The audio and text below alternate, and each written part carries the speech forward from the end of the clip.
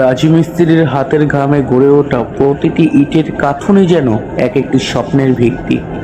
সে জানে তারই হাতের ছোঁয়ায় অন্যের মাথার উপর ছাদ উঠবে, কিন্তু হয়তো এখনো তারই মাথার উপর আকাশটাই ছাদ হয়ে আছে। তবুও সে থামে না, কারণ সে জানে তারই পরিশ্রমের বিনিময়ে তৈরি হবে আশ্রয়, শান্তি আর স্বপ্নের ঠিকানা।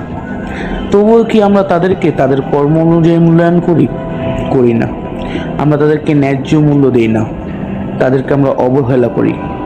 আজকের এই শ্রমিক দিবসের দিন আসুন তাদের ন্যায্য মূল্য দিই, তাদেরকে তাদের পরিশ্রম অনুযায়ী মূল্যায়ন করি। সব ভেদাভেদ ভুলে তাদেরকে ভাই হিসেবে চিনে রাখি। তার সকল কিছু ভুলে একমাত্র ন্যায্য মূল্যের আশাই কিন্তু আমাদের সকল স্বপ্নগুলোকে পূরণ করে থাকে। তাই সালাম জানাই সেই সকল শ্রমিকদের যারা তাদের কষ্টের বিনিময়ে আমাদের স্বপ্নগুলোকে পূরণ করে এসেছে।